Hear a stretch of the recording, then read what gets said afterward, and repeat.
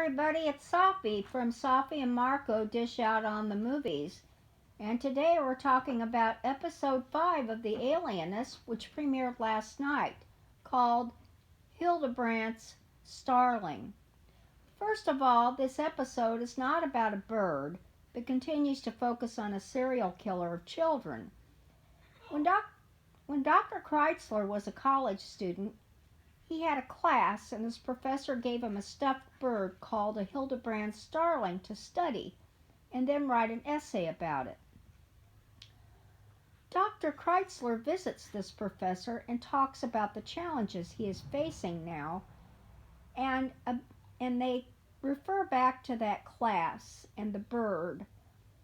And after writing those 4 pages of an essay, Dr. Kreitzler turned it in.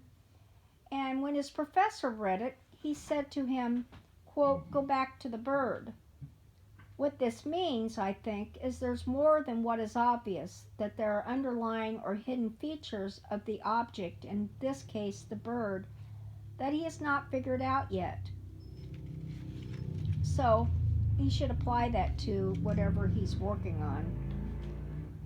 Next, the study of graphology, handwriting, is introduced, and a copy of the killer's letter that was sent to Mrs. Santarelli is shown to a Mr. Loud, who identifies the penmanship as the Parman method and described when it was taught. Because of what the graphologist says, the forensic team, who are all there for his report, come to the conclusion that the murderer is a male aged 24 to 35. Dr. Kreitzler also flirts with the idea of profiling the murderer by linguistics, which is the science of language. And he does this by examining the wording in the letter that the killer uses to write his letter. For example, saucy boy and dirty immigrants. Hey! After the graphologist leaves, the forensic brothers reveal that a fingerprint on the stamp is the same as the one found on a watch that was either in one of the murdered victim's pockets or next to him on the ground. After the fingerprint and graphology reports, Miss Howard begins to surmise that maybe the killer was abused or tormented as a child by a strong female figure. Dr. Kreitzler gets mad at her and says if a woman did this, they wouldn't even be standing there investigating all these murders. That made Sarah angry because she thought she had a good idea or theory about why the killer killed and why he was mutilating his victims. Afterward, there's a close moment between her and John Moore. I'm not sure if it means anything, and I just put it in there for the heck of it. While Teddy Roosevelt is riding his horse, Mayor Strong pays him a visit and wants to know what he's been doing on the case, and that all he knows about it is what is written in the newspaper.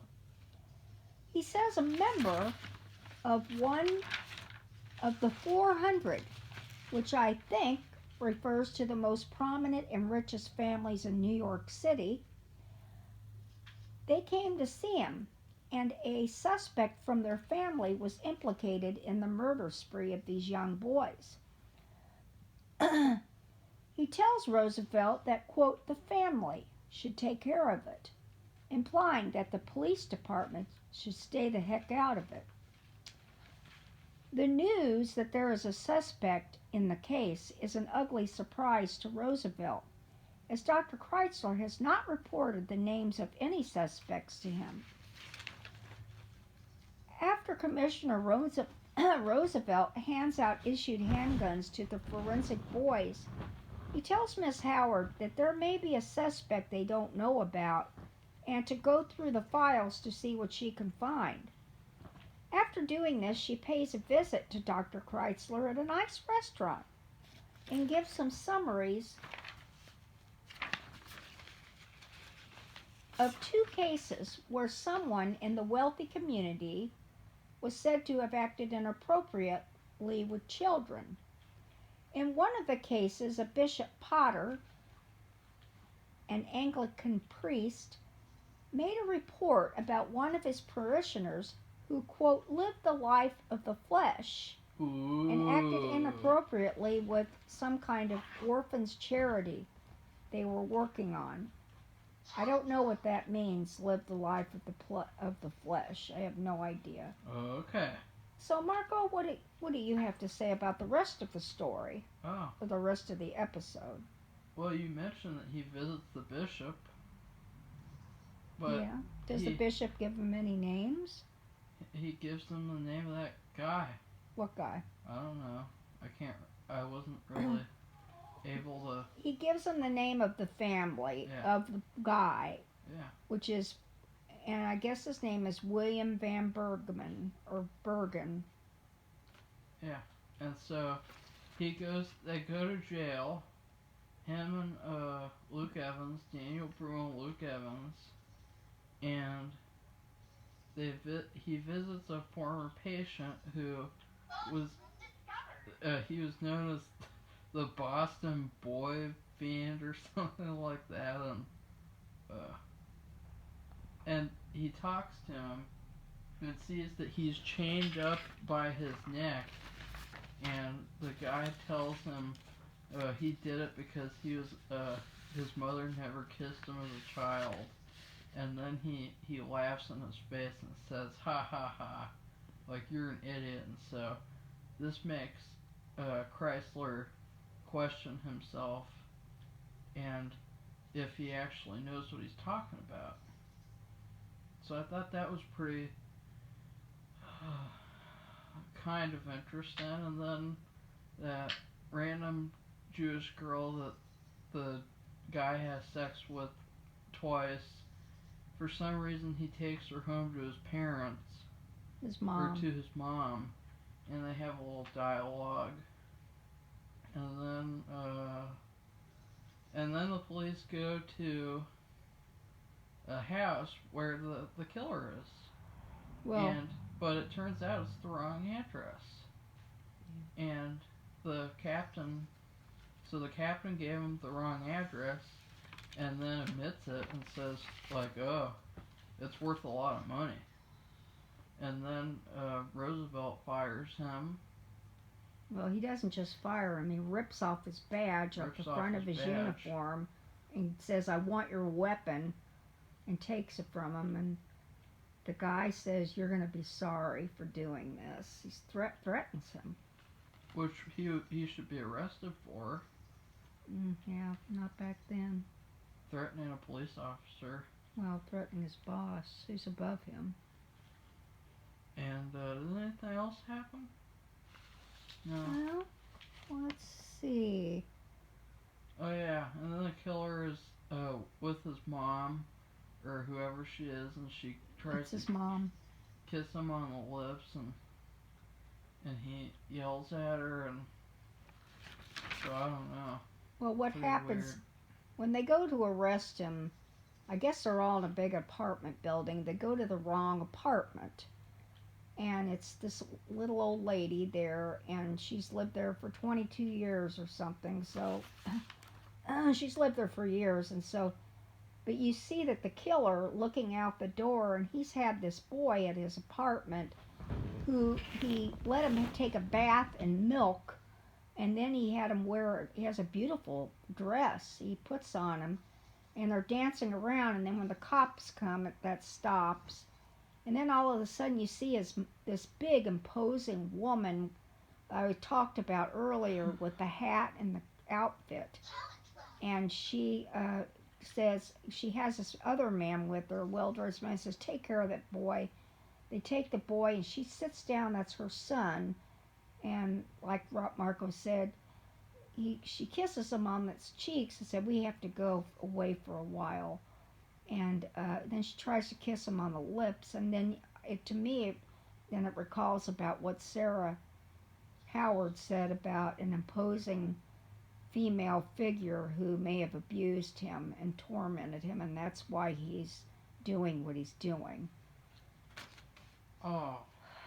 Okay, so now let's talk about the actual episode. Let's talk about what we thought about it and how we're at our Okay, we're well, at our we're at our wits' end I'm not at my wits' end at with all. this bad show. It's not a bad show It's at all.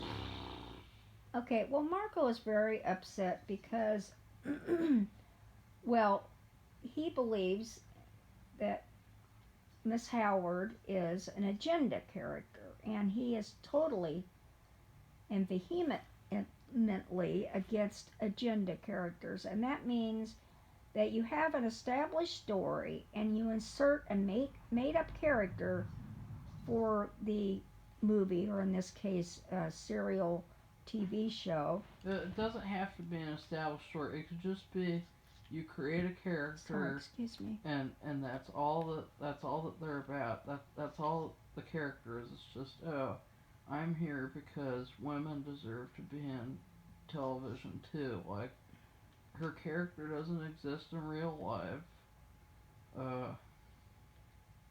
I mean, there's no such person, and Dakota Fanning isn't very good of an actress, so her character's the worst part of the show. Every time she's on screen, I'm just gasping in horror, and also I don't like how everything looks because it's so dull looking. I can't tell who's who, and I can't tell where they are, and I really thought this episode was kind of a boring episode, and I think that it should have been the killer grooming his victim. His next victim. Well, I do not believe in agenda characters either. And it's, to me, an agenda character is inserting a character into an already established story to further some kind of agenda. In this case, a strong female character, which is Miss Howard. And I bring this up, and we wanted to bring this up, especially after we both saw a commercial for TNT. It's been on every shows. week. I haven't seen. It's the first time I'd seen the commercial. She hasn't been paying attention to the commercial. I guess I haven't been paying attention to it, but they talked about inserting strong female characters into several of these new TNT shows, and I was a little taken aback by that. So anyway, what I'm going to do is I'm going to reread the book. I have owned the book, The Alienist. I read it back in the 90s when it came out, so I don't remember all the details. And I want to see if they even have this character, Miss Howard, and what it says about it, and if it matches what's in the show. And then maybe, I don't know, put to rest what Mark was saying, but it still does. When they show this commercial, one of the shows they talk about, at least they show her character in the commercial as inserting these strong female characters. Oh, and they're like, stories can't just be told from a male perspective. Yeah, I didn't. That's kind of close to what the quote is. But nobody ever says that. That nobody ever says that stories can't be told from a female perspective. I mean, it's just this invisible enemy that they think exists, and to destroy them. And so, well, for me, I like her character, I hate her. And I'm glad that she is able to provide intellectual support for the forensic team for the purpose of discovering the identity of the killer. And I also wanted to say that I looked up in Wikipedia, and in 1845, the New York City Police Department hired its first female jail matrons. In 1895, the first woman to work at police headquarters was Minnie Gertrude Kelly, who was appointed as the secretary to the police board. So anyway, I will go back and look and read the book and tell next week what I find out about that character, because I really would like to see, because frankly, I don't remember there being a strong female character working in the police department or anything. So that doesn't mean there isn't, but I want to look. That's what I wanted to say. I wanted to say that because I got distracted. The commercial's like, oh, well, stories can't just be told from a male perspective, and it's never ever been like that. Number one, nobody's ever said that stories can't be from a female perspective. So shut up. Not in this day and age, anyway. Yeah. Oh, never ever. Well, that's not true. Never ever. I wasn't alive in 1895, and I'm older than you, so. The movies dating all the way back to the early 1920s with women as lead characters. So, yeah, there you go. And number two is that this series as a whole is called the Chrysler series, and so by me discovering that, me figuring that out, you can see now TNT has directly tried to make this about feminism, because her character is getting far more focus than any of the other characters, especially in the advertising, and it seems like almost Chrysler is a secondary character. So yeah, but not in the show itself. I think maybe so. In the advertising. Even in the show, they're making her to where her character is front and center, and where his character, he's like the crazy guy who's secondary, and so yeah. Okay, well, the other thing I wanted to bring up, I'd like to talk a little bit about the history, but this was something that was mentioned in the episode. When the mayor, which is Mayor Strong, tells the commissioner to lay off investigating, he says one of the 400. And I assumed that he was referring to the wealthy class of New York City, and I was right. In an article published in the New York Social Diary on August 18, 2011, the author published an article called The First 400, which referred to the 400 list associated with Caroline, Mrs. William B. Astor, who ruled society in the latter part of the 19th century.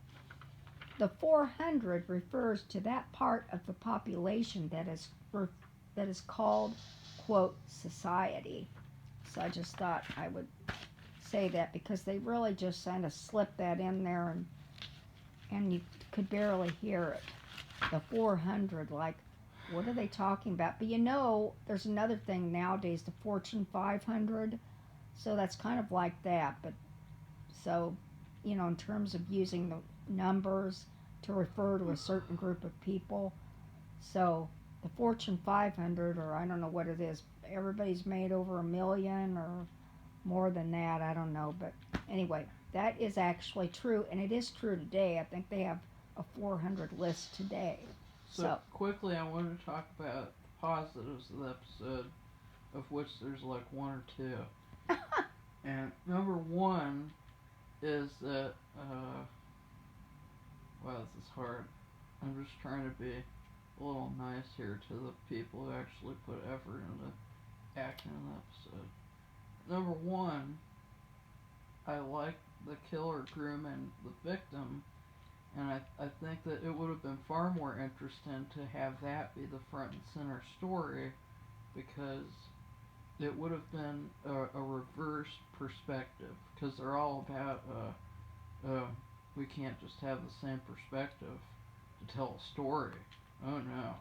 So they should have had the killer lead the episode, and I really would have enjoyed that. And number two, I think that Daniel Bruhl continues to be the best part of the show.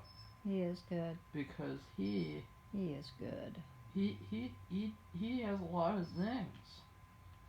Like there's thing from Big Brother called the Zing Bot, and basically he just zinged everybody, and that's what he's like. He just every single person he meets, he zings them, and so I love when he makes fun of people and insults them, and also just acts like himself and has these crazy off the wall tactics that he uses. So he's the star of the show. He should be the star of the show.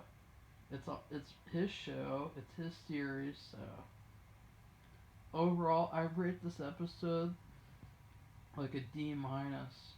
This is my Marco! least favorite episode so far of the show. So That's what would very you rate sad. it's my least favorite episode so far.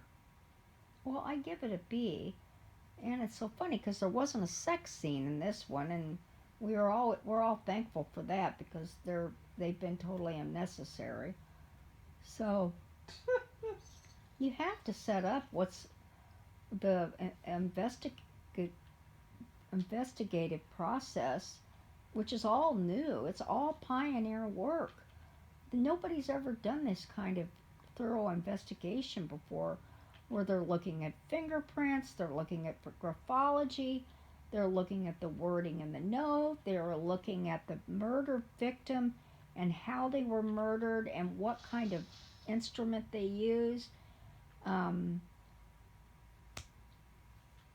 they're looking at the intent and why they're doing it, why they're doing the murder the way they're doing it, and why they're murdering who they're murdering. I mean, they're looking at everything, and that's never been done before. And it might also be because this episode doesn't have the castle garden setting in it. That why I didn't like it as much, because that setting was really cool, and I want to see that setting more.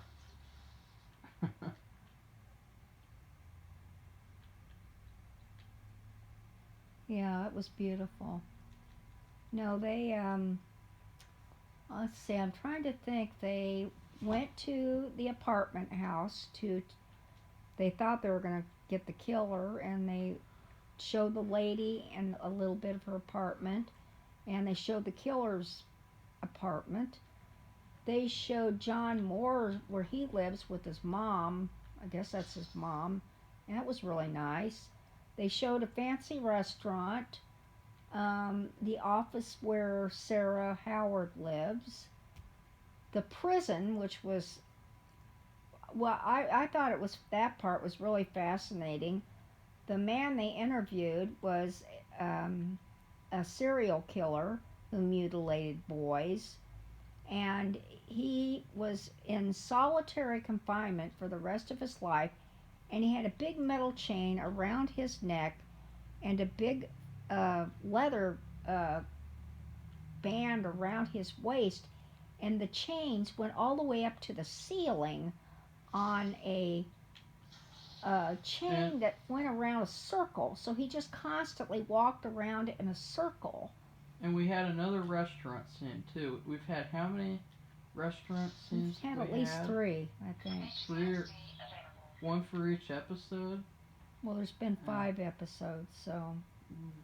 Yeah, the second one they had that weird thing where they're passing around the murder weapon. That was a private room, probably in the same restaurant. The third one they had a restaurant scene. Oh, they had the theater. I can't remember. Never mind.